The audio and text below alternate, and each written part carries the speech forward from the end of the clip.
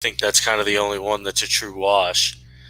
Uh, I'm trying Yeah. what other dominance, Well, again, you got Ruth and Bonds and Mays. I think there's a debate there, so yeah, Gretzky's the only hands down. Right? I think the hands down you can't even debate, and so I mean. Thanks for joining us, guys. We're just talking about greatest of all time, and we'll have some sections here where we talk about debatable things. Before we get into all of that, though, obviously we'll kick off with the cool intro that we have that everybody seems to love. The music's great, and the video is great. Jordan. Oh, a spectacular move by Michael Jordan. Drives one out to deep left field. This one's got a chance to get out of here. Gone! Three-run Jimmy Jack first big league home run for Mike Trout. Pass is intercepted at the goal line by Malcolm Butler. And an 81-point game, 55 in the second half. Ladies and gentlemen, you have witnessed the second greatest scoring performance in NBA history.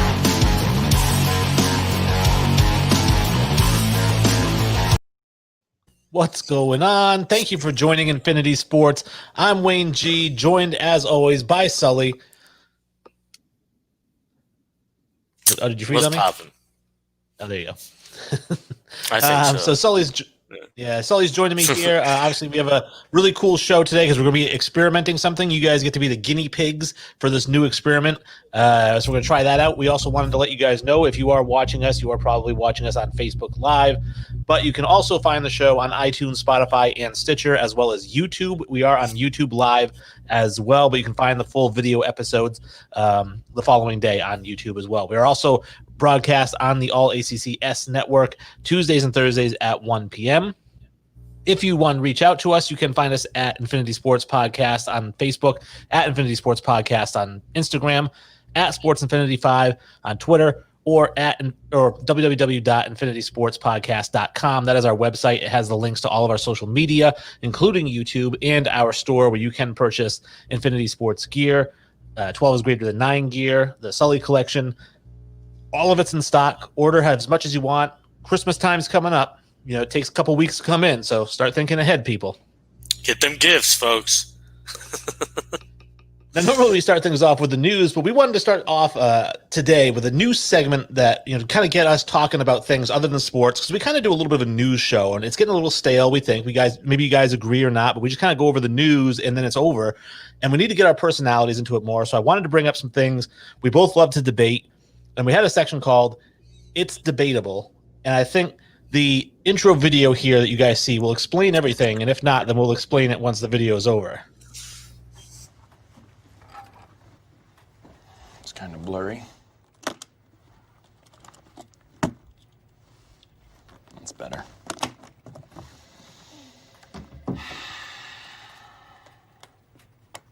Question. What kind of bear is best? It's a ridiculous question. False. Black bear. Well, that's debatable. There are basically two schools of thought. Fact. Bears eat beets. Oh. Bears beets Battlestar Galactica. Bears do not... What is going on? What are you doing? So I think one thing that's not debatable is how great the show The Office is. Right? I mean, it's my favorite show of all time. I'm gonna say it. I think it's the best show. I was literally just watching it before I came out here. No lie, I was watching the Run for the Rabies Cure episode where he hits Meredith with the car. I was literally just watching that before I walked in here. Nice, yeah. So this is our new That's Debatable graphic with Dwight's face.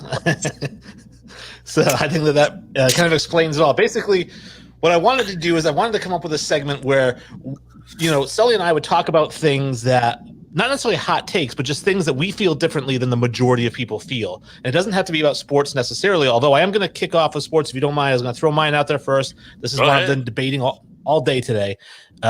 Bill Russell is not a top 10 basketball player. I'm sorry. The top 5 he doesn't even sniff, because obviously we've got Wilt, MJ, LeBron, Kareem, Kobe. Kobe's interchangeable with Duncan, so my next 5 I have Duncan, Bird, Magic, Shaq, and Olajuwon. I then also have Oscar Robertson and Elgin Baylor ahead of him. So really, at best, Bill Russell is the 13th best player, and he might even fall from there. I know a lot of Boston guys around here. You can see the background here. I'm in the Boston area. A lot of people are going to disagree with this, but Bill Russell, to me, does not belong in the top 10 of all-time NBA basketball players. I'll go one further. I don't think he's in the top 20. Wow, that's even hotter than my take. Yeah, I wouldn't. I'm not putting Bill Russell in the top 20 of my all-time. If I'm building a team, I'm not drafting him in my top 20 ever. Not once. Not even thinking about it. I mean, I've referred to him as a glorified Dennis Rodman. You know, he's a guy pulls down a lot of rebounds, doesn't score a lot of points. Athletic. Great winner, great leader, all of that. I understand the championships. I understand all of that. I mean, greatest basketball player, maybe, I guess, because then decoration comes into account. But most talented, not even close, not even on my top 20. Doesn't even smell my top 20. No, so that was my first one. I thought, wow, that's debatable because if I bring that up around here, it probably doesn't happen so much down in Florida. But around here, you can't crap on Ted Williams, which I love to do, and you can't crap on Bill Russell, which I also love to do. Yeah, for sure. And you hate Len Bias. So I don't hate him, but crap on Len Bias too. So that's just a bust. That's all. That's just a rib. That's awesome. All right. Well, mine's sports too, and it's kind of one just at a shot at you almost. Trevor Lawrence is the best college prospect ever in the history of college.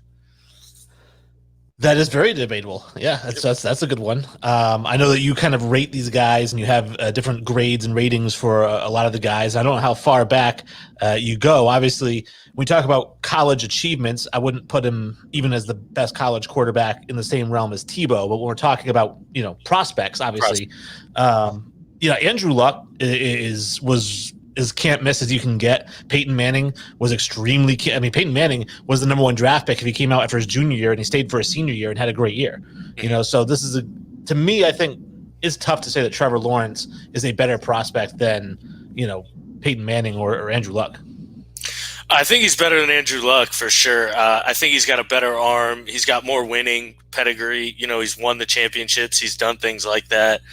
So I think that's where he surpasses him as a prospect. Let's not forget, he'd have been the number one pick last year if he came out. He'll be the number one pick this year when he comes out. If he decides he doesn't want to come out, he'll be the number one pick next year.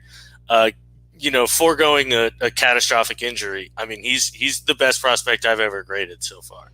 And I go back to 2005 was the first year I started grading prospects. Okay, so anyone before that? So obviously you didn't grade Peyton Manning. No, that was 98. So I wasn't able to grade him. Again, like we talked about, like Penei Sewell is a guy. He's the highest graded offensive lineman I've ever graded, and that's ahead of Quentin Nelson, who I think was just a god. I mean, most of the people who know me know how much I love Quentin Nelson, but so I didn't get to go grade like Orlando Pace and things like that either.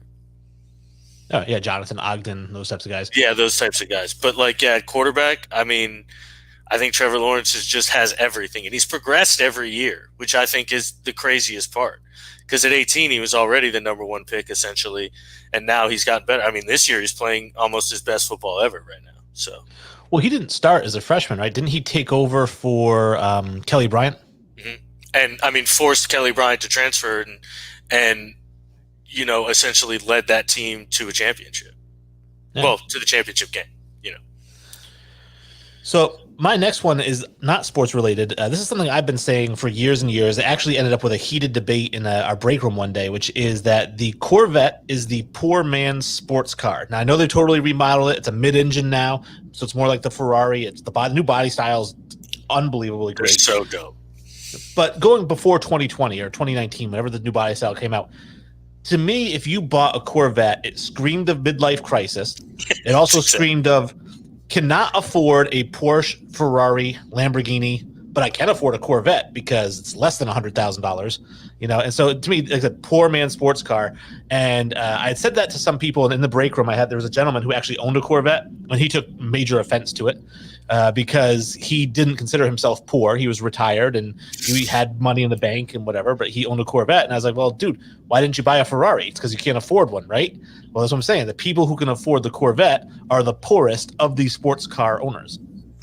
Yeah, which is 100% true. And like you said, until the brand new models, I'd 100% agree with you. It screamed midlife crisis, especially where I'm from down here in like Tampa, St. Pete, Florida. Whoo, you can't imagine the number of 60, 70-year-old bald heads you see in like yellow Corvettes. And like, the older style, the uglier ones. My mother's father, has one. Or had one, and it was a red one, and it was just God. I remember it like it. We used to. I mean, internally, I'd be making fun of him. You know what I mean? It was funny. Yeah, I mean, the only thing worse really is when you go to like the Camaro and the Mustang, which shouldn't even be called sports cars. Well, they're muscle cars. Yeah, I guess. I mean, if you even want to call the Mustang, I had a Mustang LX, was my first car ever. It was a 4-cylinder. The thing was just a piece. Well, I mean, if you get like the dope ones, like the 5.0s, like those things are like nice. Like those are actually well built, big engines that in a small bodied car that you can get cooking, man. But the mass produced ones are cupcake cars. All right, my next one is hot dogs are the most underrated food on the planet. Ooh, yeah, see, that's tough. I don't know if they're hot dogs are a staple of every cookout. Yeah, but people rag on hot dogs and, you don't know what's in that and blah, blah, blah. I think hot dogs are fantastic. I think they're a gourmet food in my opinion. But now, are you saying the most underrated, I'm sorry, did you say underrated food of all time? Yeah, like I just feel like people bash on hot dogs and they're absolutely delicious. Like, that's it. I don't care what's in it. I'm going to eat a hot dog. It's fantastic. I've never met somebody that wasn't like, hot dogs are gross. There's some people. But yeah, I'm definitely not one of those people. I love hot dogs. But to say the most underrated, because like I said, it is a staple of every cookout. Hamburgers, hot dogs, chicken, steak. It's like, it's going to be included in every cookout. So you can't be underrated if you're included all the time. To me, if you're talking about underrated food, how about corned beef hash? God, I love corned beef hash. And it's so good. The problem with corned beef hash is it has to be like fresh. If it's canned, like I'm not a fan of corned beef hash. Like if you get like real like cut up corned beef hash, like that's legit. I'm all for that. See, I like the canned stuff. I fry. Ugh. Chip beef could be one of the more underrated foods of all time. There's a lot of things, because again, I just don't think hot dogs are underrated. My whole thing is I haven't been to a cookout in the last 2 years that has had hot dogs at it. Jeez, what are you going to vegan cookouts? No, I mean, just I'm 30, so like 33. So my cookouts are kids. They're like, grilling ribs and steaks, and nobody does hot dogs. Nobody. I mean, they're all disgusted by them. That blows my mind. I've never been to a cookout in my life that didn't have hot dogs. I've been to weddings that didn't serve hot dogs. I'm only going to the last 2 years because that's all essentially I can remember. I can't remember the last time I went to a cookout and there was a hot dog. That's just, I think you need to move out of Florida is what I think. I think it's a Florida thing. I need new friends, right? So my next one, also not sports related. I have Grand Theft Auto 3 is the greatest video game of all time. Now, obviously, in the discussion, we have Super Mario Brothers. The original is right up there. Donkey Kong, Mortal Kombat is up there. But Grand Theft Auto 3 set the stage for every open world game that exists in the world today. If you're talking about Assassin's Creed, you're talking about Saints Row, you're talking about what's the one where the guy goes exploring, whatever it is, Far Cry or something like that, right? Anything that is anything that's open world / sandbox, whatever you want to call it, where you aren't following a mission story, if you're just doing whatever you want because it's open world, Grand Theft Auto 3 started that. So that's why, to me, and it was a great fun game. I mean, I couldn't put it down. When I first got it, I had the PS3, and I was playing it on that. Couldn't put it down. I had a map. I was like circling things on my map as to where things were. It was great. And like I said, it is, to me, the benchmark of all video games. See, I can't side with you there because I don't play those kind of games. Those kind of games aren't necessarily. I get the fun in them, but to me, it gets boring after a certain amount of time. I like mission oriented based games, so I like the shooters. I like the sports games. I think COD 4, the first Modern Warfare, is the best game of all time. I also think Mario Kart or GoldenEye 2 are up there. So, see, I hate first person shooters. see, yeah. Yeah. Ever since I played, I think, what was it, like Doom or something like that, way back in the day. Doom was lit. You get all the cheat codes and shit. Doom was lit. Just hate those games, man. And if you're mission specific, you can still play Grand Theft Auto and just do all the missions. And they have like 1,000 side missions too. Like you don't have to just run around. I love running around just shooting stuff, but you don't have to do that. I used to play like the Need for Speed and stuff like that, which is just doing the missions and stuff. But I couldn't do the I don't even know what you call them, the RPOs, I guess, the role playing ones. I don't know. Well, it's not really a role playing game because you're not building up like. Yeah, so I don't know, but whatever those ones are called. My next one is I think Aaron Rodgers is. If I'm in a situation where I have to pick one quarterback, I'm picking Aaron Rodgers. Okay. So I don't know if I'd call. He's the most talented quarterback in my opinion. I also, if I have to win one game, if I have to win one drive, if I'm picking Aaron Rodgers. So 2 minutes to go, down Aaron Rodgers over Tom Brady. Oh yeah. Whew, no, not even a thought. Yeah, Tom Brady, Joe Montana, I put over him. And I like Aaron Rodgers. It's not a knock on Aaron Rodgers. I like Aaron Rodgers, but I don't think he's the most clutch, and I also don't think he's the most talented because we've had this discussion before. Yeah, my guy Michael Vick. Oh, Michael Vick is the most talented, quarterback of all time. Yes, he is. He didn't have the accuracy. Plain and simple. You have to be accurate. And accuracy is part of talent. Yes, it is. Accuracy is part of your talent. Yes, it is. Accuracy is a talent. So, like Phil Simms is an incredibly talented quarterback. Yeah. Okay. So's Dan Marino. Well, Marino's different. He had a big arm. Phil Simms did not have a big arm. When you're talking talent, you're talking arm strength, you're mobility. Talking everything that encompasses that. So not having a big part in accuracy makes you not the most talented. To me, talent is raw materials. You're talking about the most athletic. No. Raw materials. If you're going to carve a statue, you want to find a certain good piece of wood. This is the most talented piece of wood because I can really turn this into anything. Whereas you're talking about a statue that's already built. Like, hey, look at it. It's all curved and look at how it's curved. No, if it's already built, then there's no that's not talent. It's just it's already built. It's ability. Talent is the raw materials. Nobody had more raw materials than Michael Vick. So talent is performing. If I'm building a statue and it's not accurate, then it's not right. So, and if you're not accurate on the football field, you don't have, talent is all encompassing. I think you're talking about specific things. You're talking about athleticism. That's not talent. They're two different things. So you consider arm strength athleticism? No. Okay, well, Michael Vick had the biggest arm in NFL history, in my opinion. Okay, so there's one piece of talent. Okay. And then obviously his athleticism is the other piece of talent. Okay, he can't throw the ball worth a lick. He can't win games. Those are talents. He can't do those things. I don't know. I think if you can teach it, it's not a talent. A talent is something that's innate. You don't learn it. I don't think you can teach accuracy. Oh, I disagree. Because I think there are guys who get. Yeah, they get more accurate because they understand a system more. There are guys who are better at throwing and putting a ball in a spot that they want to put than another guy. That's just plain and simple. There are guys who are better than that than other guys, and that's what I mean by like talent and ability. Like Aaron Rodgers Michael Vick could try his whole life and never throw a ball as accurate as Aaron Rodgers can. I don't know. It's tough because I'm not as versed in football. I feel fairly versed, but like basketball, for example, like I feel like if you're a great shooter, right, that's not talent because anybody can practice for an offseason and become a 40% three-point shooter. Anybody. But, jumping from the free throw line and dunking it, that's talent. Like you can't just do that in an offseason. I don't think anybody can become a 40% three-point shooter or else everyone in the league would. No, because they don't practice it. So, from what I hear, Giannis takes 1,000 3-pointers after practice and he can't still hit a lick.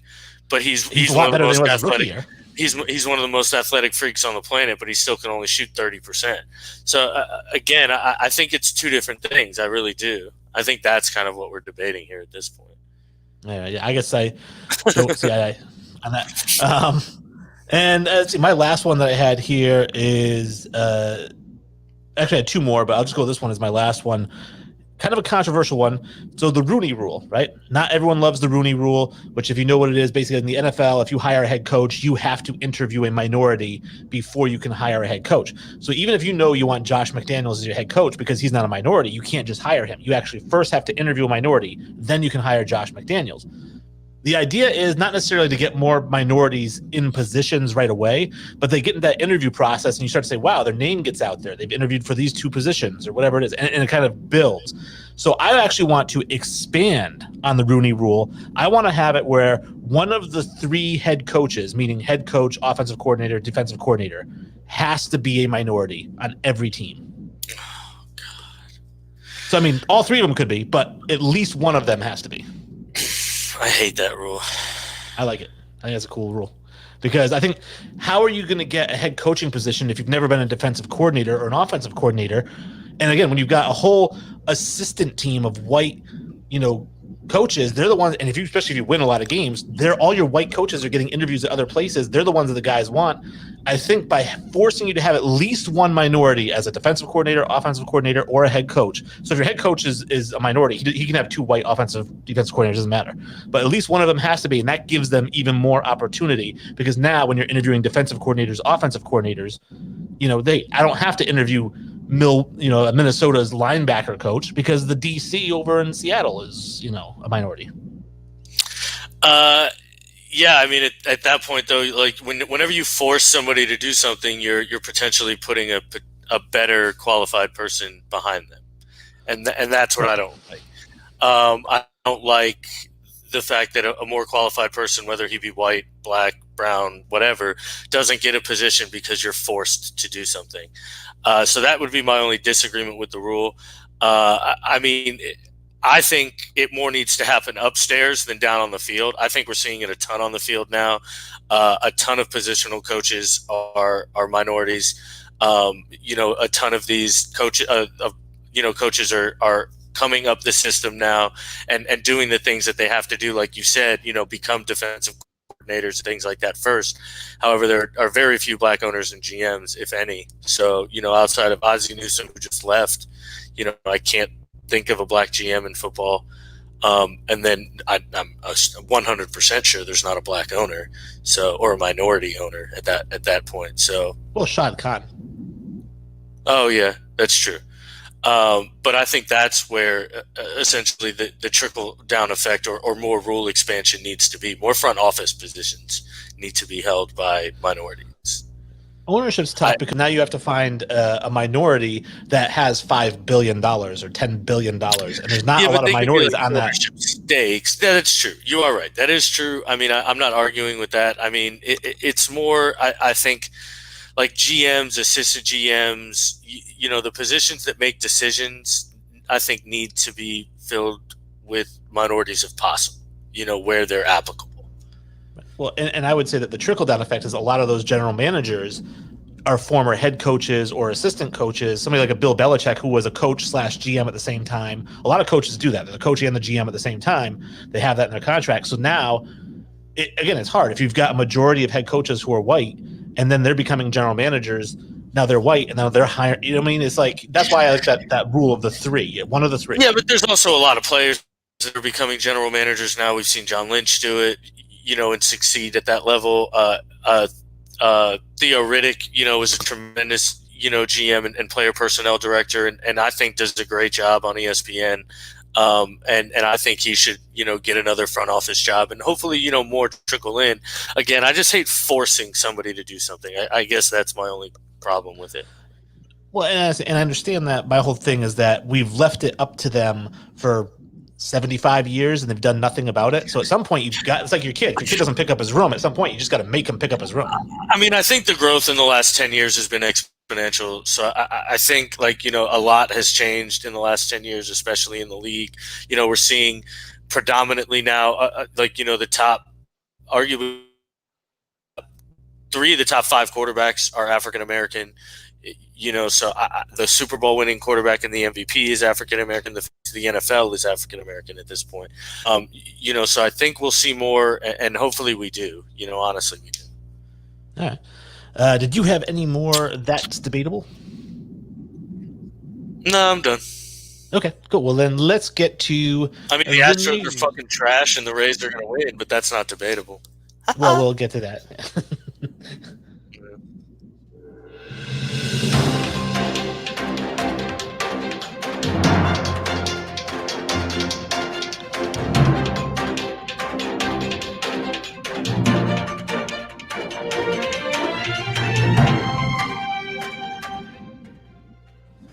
All right, so it is time for the news, and the first bit of news we have is the Major League Baseball postseason, where the Rays are up 3-0 on the Astros after 2-1, 4-2, and 5-2 wins, and they could potentially close it out tonight. Do you think they will, or do you think that the Astros hang on for a second and get one win out of it?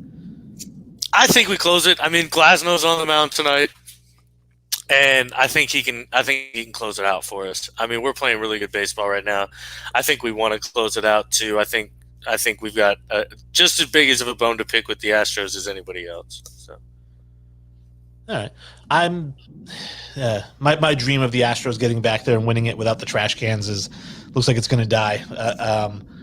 I was really rooting for him. So, and what's funny is I don't really care. I'm not really a baseball fan.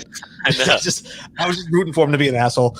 You're just rooting for the bad guy just to be you're just rooting for the villain in the movie just for no reason, man.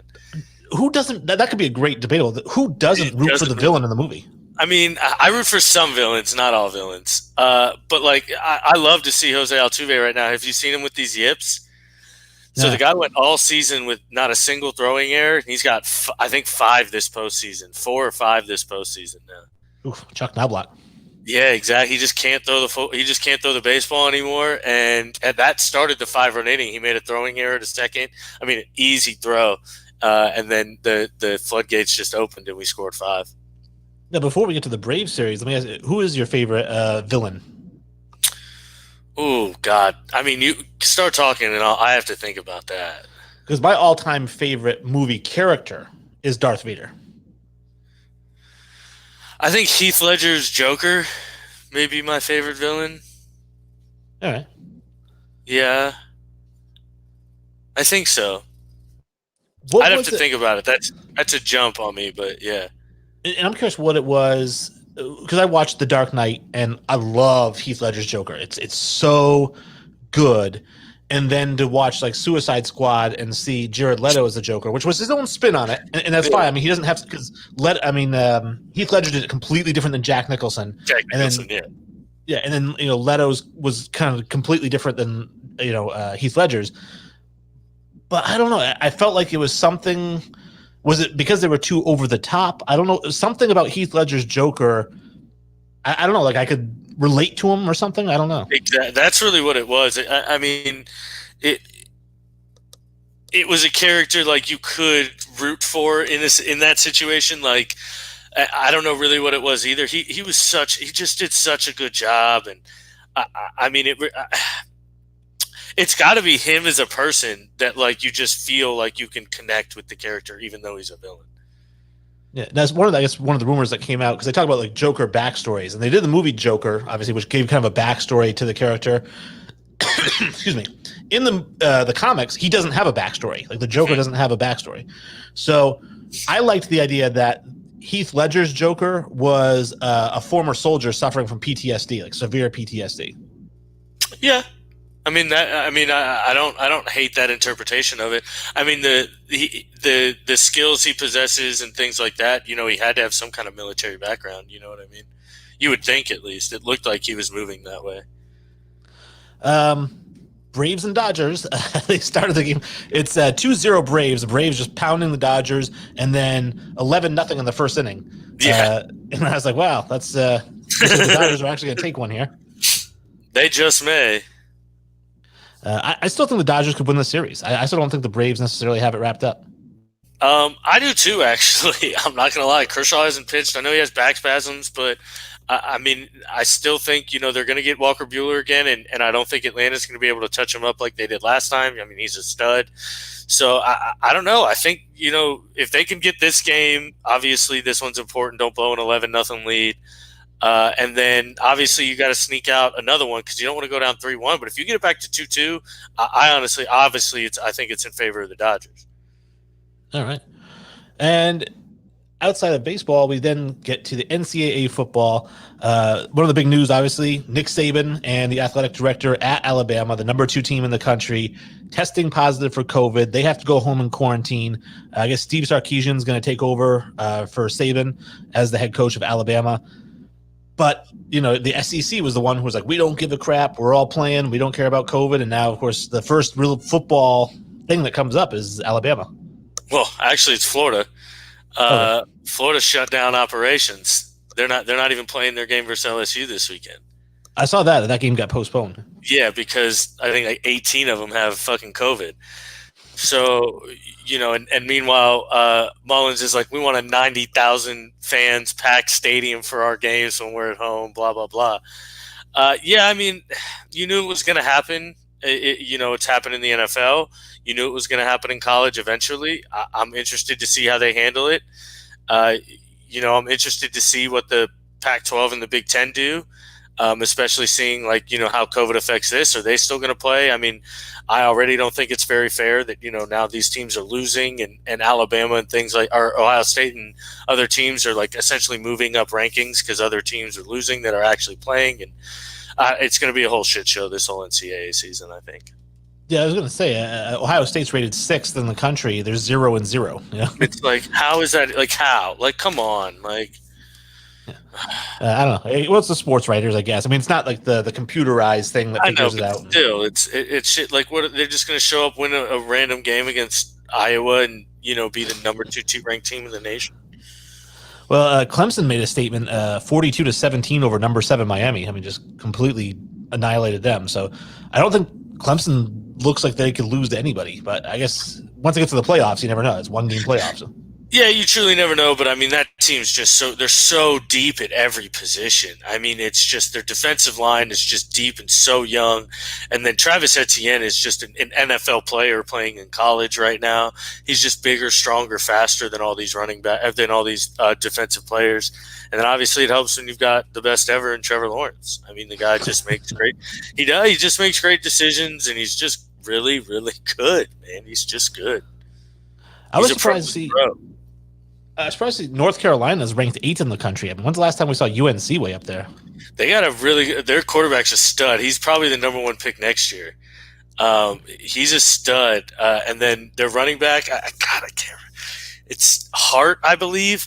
I mean, the kid's good. The kid's really good. He breaks a lot of tackles. He plays really good football. And I believe their defense gives up the 3rd least amount of rushing yards in the whole country.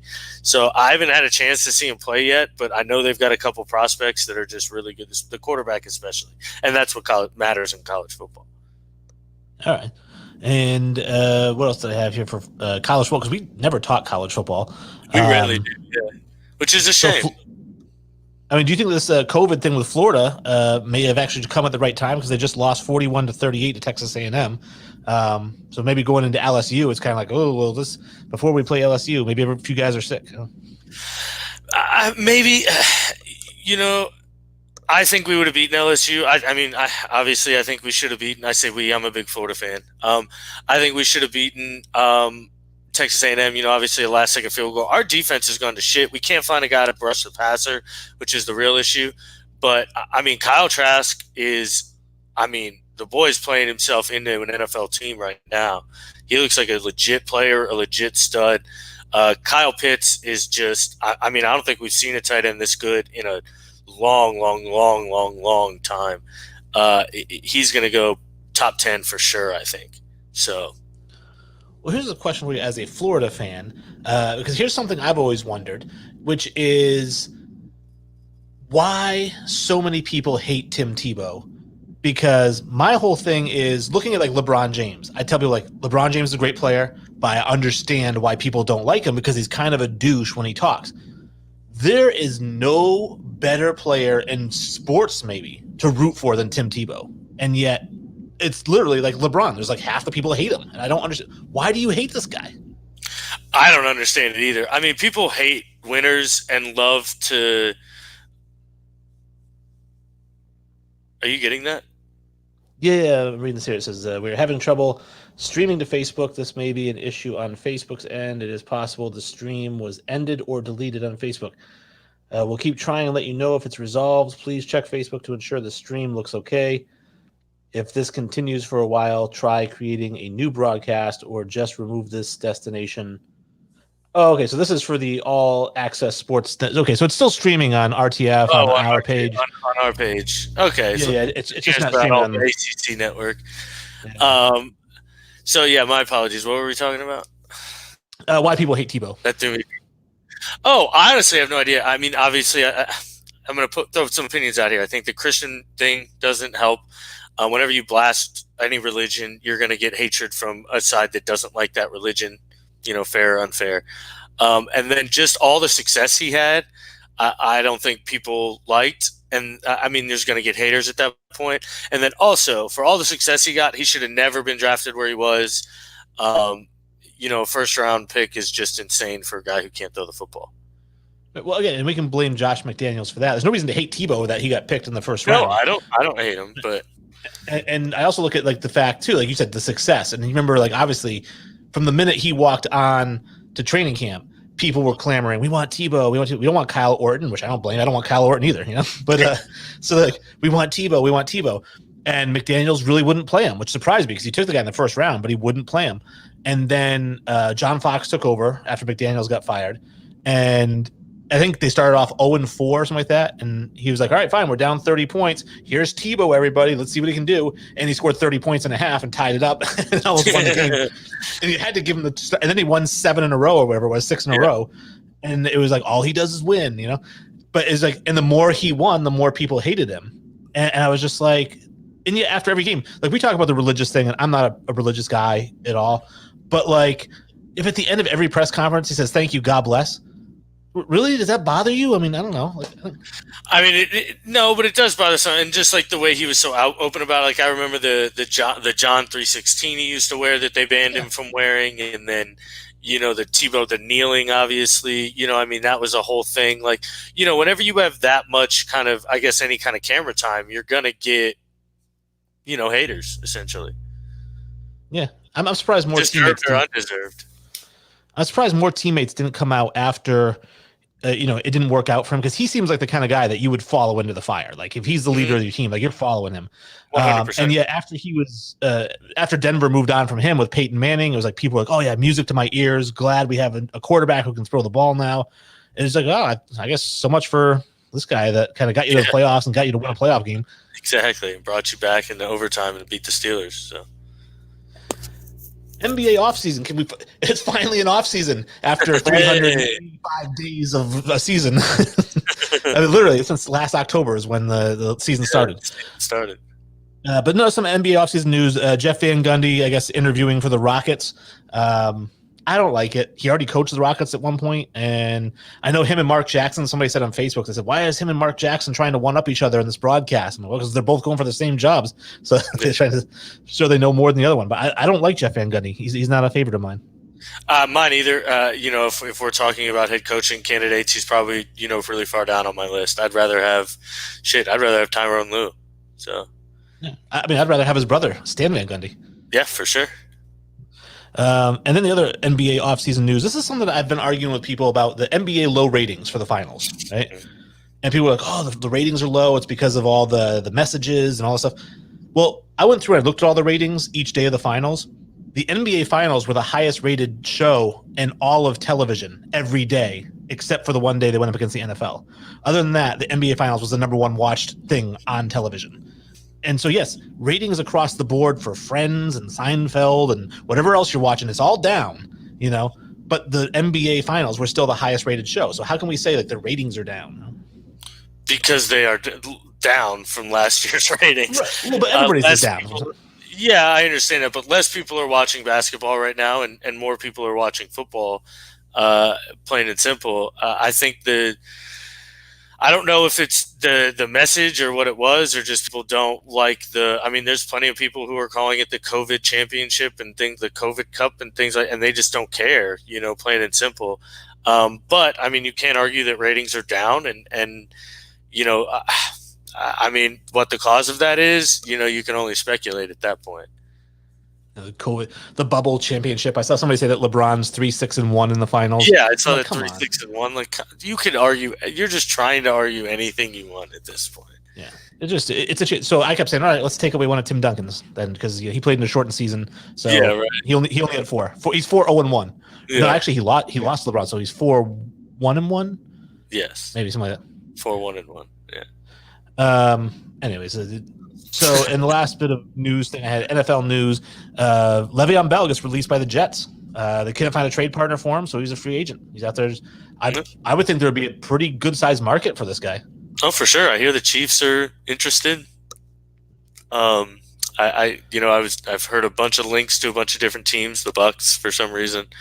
But we'll see. He still has tread on his tires, so somebody will milk him for all he's got. His last game, he had 11 carries for 60 yards. It's more than 5 yards a carry. Yeah, it's 6.6. Yeah, well, 5 point. Well, you said 11 carries for 66 yards, right? 60 yards. Oh, okay. Well, then, yeah. Anyways, so, I know we mentioned it, I think, in a previous episode, maybe even last episode. I said, I want to see him go to the Cardinals and take over for Kenyon Drake as the lead back in Arizona. Yeah, even if it's not even a lead, just a split, I think that'd be nice. He may have to go to Denver maybe in a situation now because they're going to lose Melvin Gordon here, it looks like, to DUI. And I guess, like, the mandatory sentence is like a 2 to 3 game suspension or some shit like that. Right.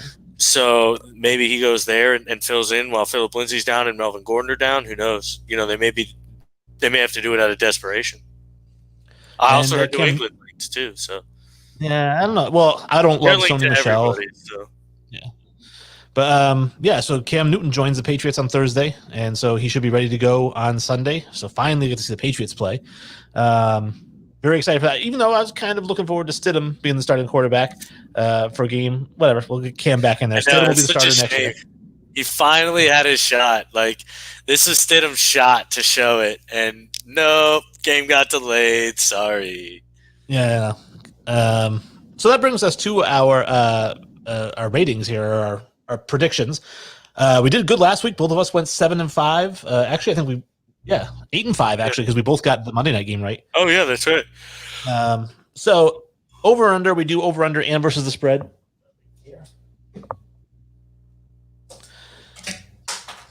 Over under and versus the spread in the first game. The first game we got here, obviously, is we have the Carolina Panthers and the Chicago Bears. It's 44.5 the over under. The Bears are getting 2.5 from the Panthers. Now, I did my thing because it worked out for me last time, which was the whole Vegas score predictor. And going by the spread and the over under, I've got the Bears other side. So the Panthers 24-21. And I was looking at that and I said, you know what? I think the Panthers cover the spread plus 2.5. It's not a very big spread. I think the Panthers can beat that. I don't love Nick Foles. I think he's still a guy who can throw 2 or 3 interceptions in a game. I don't like their backup quarterback either. But I do think both those teams don't play great defense. So I could see that being an over type of game where it's like 28-27 or whatever. Although that wouldn't cover the spread. But I'm saying Panthers cover the spread and they go over. 28-27 would cover the spread. No, because then the Bears would win. I'm taking the Panthers. The over. Oh, okay. I'm taking the Bears all day. I'll probably take the Bears money line at this point. And it's going under for sure. The Bears have a top 5 defense. What are you talking about? Well, I think that Teddy Bridgewater is going to light them up. Khalil Mack's going to eat. Nom, nom, nom, nom, nom, nom. Yeah. 3 touchdowns for Teddy Bridgewater. Start him in fantasy. Fuck that. We get the Lions and the Jaguars, 54.5, higher scoring game, 10 points more, 3.5 to the Jaguars. Again, score predictor 29-25 Lions. Looking at this one here, I like the way the Jags are playing. I like the way Gardner Minshew's playing. I don't love the Lions, so I figure plus 3.5. I think the Jaguars could win this one, so I could take them money line, but I'm still going to take the 3.5 just to be safe. And I think this one is an under because even though both these quarterbacks throw for a lot of yards, they also turn the ball over when it matters. So that means less points are scored. So I'm taking the Jaguars in the under. I'm taking the Jaguars and the over. Jaguars could win this game outright too, so I agree with that. But I think this is a game where both teams' defenses suck, and so this one could go over pretty easily. I could see a 34, 31 game, honestly. All right. Vikings and the Falcons, 55 is the over-under, plus 3.5 to the Falcons. I said plus 3.5 with that crap bag Falcons team. Take the Vikings and give up the points all day long. However, 55 made the score prediction 30-25. I don't know if the Falcons can score 25 points with that crap show. So I'm going to say the under here as well, but I'm taking the Vikings and giving up the points. Oh, I love it. I'm going Falcons. I honestly might take this money line too. And then I'm going the over also. There's no way Cameron Dantzler and Jeff Gladney are going to stick with Calvin Ridley and Julio Jones. It's just not going to happen. And that's if Julio plays, but still. The Giants and the Washington football team. This is going to be a great game to watch. It's like a Thursday night game almost. The Giants are giving up 3 points to Washington. The over-under is 43, which means we have a predictive score of 23-20. It would be the ugliest 23-20 game imaginable. I took Washington here because I actually think Washington's not bad, and I'd like to see Alex Smith get a win here. But I took the over because, like I said, 23-20 is a really ugly game. Neither one of these teams do I love to stop the air raid, and I think that Daniel Jones could throw 4 touchdowns in this game. I think Alex Smith could throw 2 or 3. So I'm taking the over for sure, but I'm taking Washington. Man, it's a day of the underdogs for me. I'm taking Washington too, but I think I'm going to take the over. I think Chase Young feasts against Andrew Thomas. I think he has a big day. That's a matchup I don't like for New York. So I think if Washington football team can get a lead, then they can let Chase Young pin his ears back. I think Daniel Jones could have a long day. All right, we said the over? No, the under. Oh, under. Okay, let me cross that out. All right. Next game we have here is the Steelers and the Browns, 51. The Steelers are giving up 3.5, which gives us a predictive score of 27-24, give or take. So I was looking at this one here. I'm taking the Browns because they're playing really good football. They're 4-1. I know the Steelers, they're either 4-0 or 4-1, so they look really good as well. But I do like that Browns offense, so I'm taking the Browns. I'm taking the points in the Browns, and I'm doing the over because I think this could be a shootout between Baker Mayfield and Big Ben. I'm going to take the Steelers. I've been riding them all year. Their rush defense is just too good. I think they're going to shut down their running game, and that's the strength of Cleveland. I think if you can shut down their running game, you can beat them pretty easily. So I think I'm going to take the 3.5 and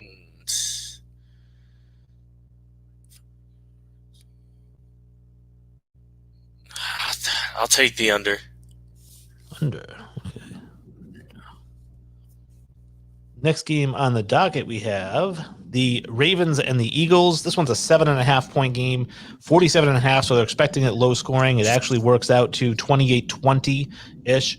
And Carson Wentz has just been buried. This Ravens defense is going to get after him and probably sack him 6 or 7 times. That's just the way it's going for him. So I'm actually taking the under on this one because I think it's going to be a low-scoring game, and because Lamar Jackson didn't look good last game either. So not a lot of points here between these two teams, but I am taking the Eagles because I think that the Ravens are going to win, but I think that the Eagles they won't cover the spread. I'm going to go Baltimore. Nobody blitzes more than Baltimore, so it's going to come twofold. Either Carson Wentz is going to feast on the blitz or he's just going to collapse. I'm going to bet on the collapse. So I'm going to go Baltimore, and I think I'm going to take the under as well.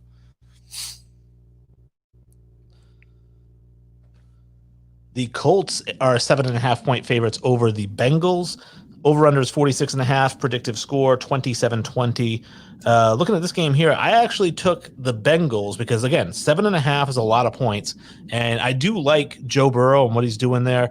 The Colts, I know, have a pretty decent defense. They have a great offensive line, but I think this is going to be a low-scoring game, and I'm thinking maybe, 20-14 or something like that. Either way, even if the Colts win, they don't cover the spread. So I'm taking the Bengals in the 7.5, and I'm taking the under.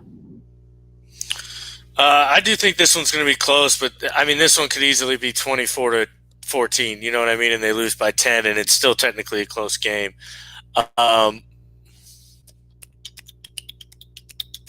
I'm going to go with the under as well, but I'm going to take the Colts. I know. That one's a reach. I love the Bengals too, and they've covered for me a bunch. Now, one that you might be interested in here, Green Bay and Tampa Bay, the Battle of the Bays. 54 is the over-under. 2 points to Tampa Bay, so basically a predictive score here, 28-26. Looking at this, I actually took the Packers because I think that they are going to win by more than 2 points, and I took the over because I think it's going to be a shootout. I'm going to take the Bucks and the over. I agree. I think it's going to be a shootout, but I think we win. I think we have the defensive stop in us, and I don't think they do, but we'll see. You don't trust your guy Aaron Rodgers to win it in the clutch? I mean, it's my team. I'm going to go with my team. All right. Yeah. Aaron Rodgers doesn't play defense. The Rams and the 49ers, 50.5, 3.5. This one to me this is my lock of the week. Take the Rams and give up the 3.5 because that 49ers team is absolute trash. They looked horrible last week. The Rams look great. They're doing everything really well. So I'd said take the Rams money line. That's my prediction here, and take the over because I don't think either team plays great defense, despite the fact that Aaron Donald might get 3 sacks. The 49ers, I think, could still score 20 points. And if it's 30-20, and it's right around that. So I'm taking the over, and I'm giving up the 3. I'm going to take the under, but I'm going to take the Rams. Divisional games are usually close and low scoring, but I think the Rams are playing really good football right now. They're just clicking on all cylinders.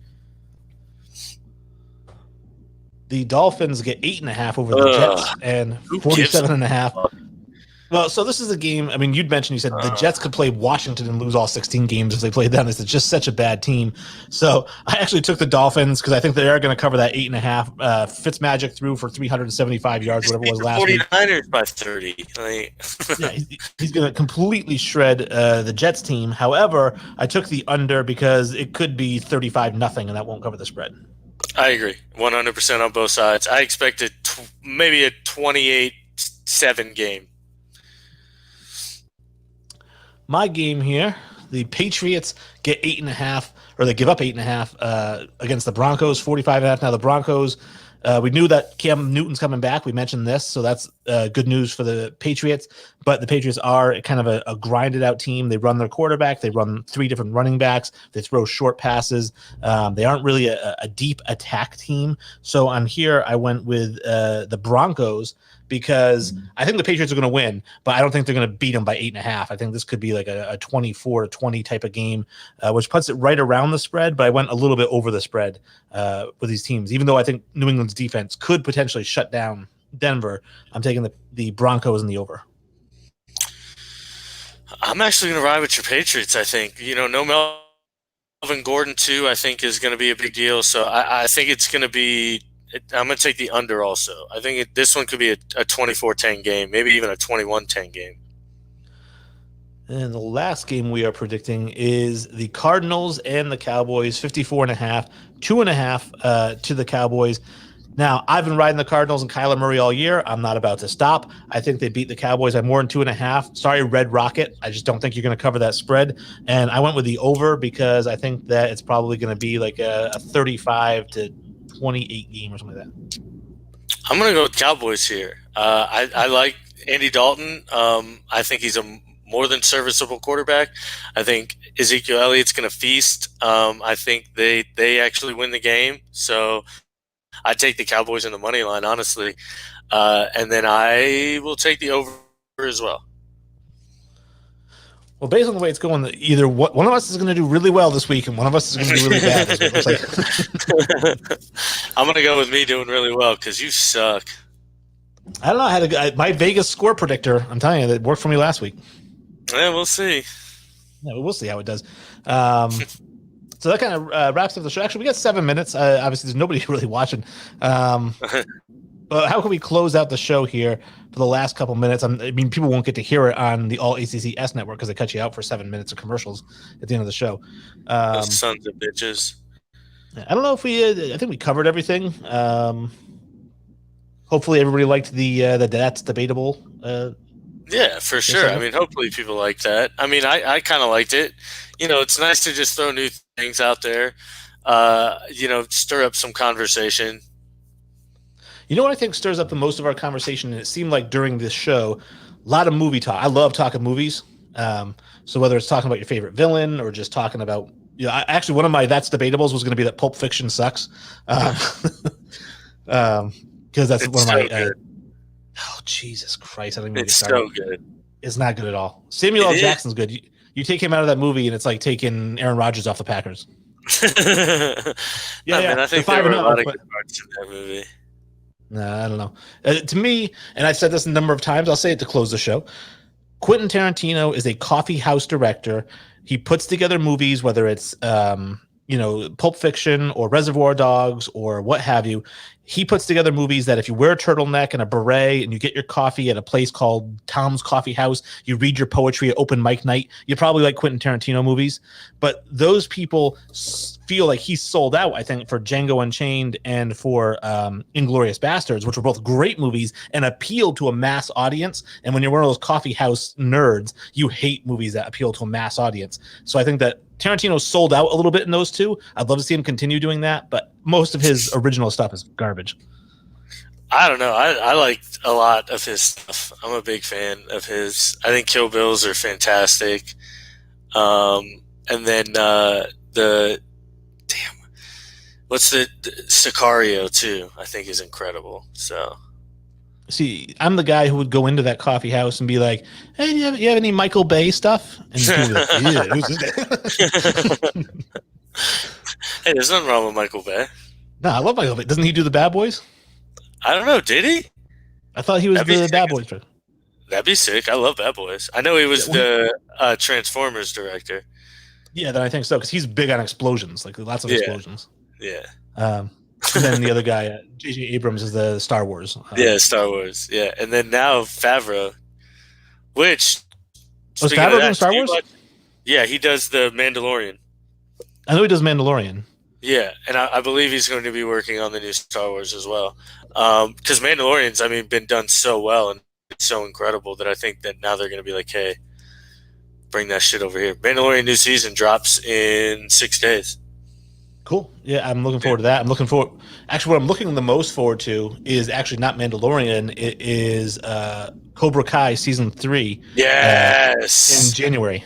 Yes, I can't wait for that too. Did you see? I'm not a big fan of Dexter, to be honest with you. Hot take. But they're dropping like a new series, and the original guy's coming back. Yeah, see, I never watched Dexter. I know people talked about it. And I was like, it was good. The ending left me wanting, and so I don't know. It was all right. Breaking Bad sucked. There's a hot take. Oh, fuck! Are you out of your mind? Breaking Bad's phenomenal. There's a that's debatable. I think Breaking Bad sucked. Oh, so if they came out with another season of Breaking Bad, I would be all over it. Ozark too sucked. See, I haven't seen Ozark. I heard it's similar, but I haven't seen Ozark. It's all right. The first, it's slow, and then it's like so. I don't know. I'm definitely a big fan of Jesse Pinkman. He's one of my all-time favorite TV characters. Yeah, I hated that show. Legitimately couldn't stand it. I don't know what you didn't like about it. Everything. Name one thing that was good about it. Nothing. Jesse was hilarious. All right. That's not why I'm watching Breaking Bad. Is for comedy relief. We said name one good thing. That's the good thing. I thought you didn't think that. Who's the guy that plays Walter White there? Jesus. Bryan Cranston. Bryan Cranston. You didn't think he was great as Heisenberg? No. Oh, man, I thought he was all right. I didn't like a lot of the supporting characters around. His wife is a fucking cunt, and I hated everything about her. I didn't like her, but I loved. Gus Fring was great. Mike the cop was fantastic. They did. I got through season 1, and then I couldn't do it. And I heard season 2 gets much better and things like that. But if a whole season was bad, then what am I going to watch a show for? That's not necessarily true because I've watched seasons of shows where the first season I was like, and then 2, 3, 4, I'm like, wow, all right. Now, my least favorite season of Breaking Bad was season 5. I thought they should have ended it in the 4th year. Yeah, there's a lot of things like that. Game of Thrones is one of my all-time favorite shows, and they should have ended that, a different way. So. Well, thanks for joining us and listening to our movie/TV talk. We'll try to do some more of it next episode. If you want, tune in. If you're listening, you're probably not even watching this now. There's no watchers, but I am going to be on the Mike and Mike show arguing LeBron James as the better than Michael Jordan. So we'll see how that goes. And otherwise, Kenny, you played against Michael Jordan. You think I'm going to win this one?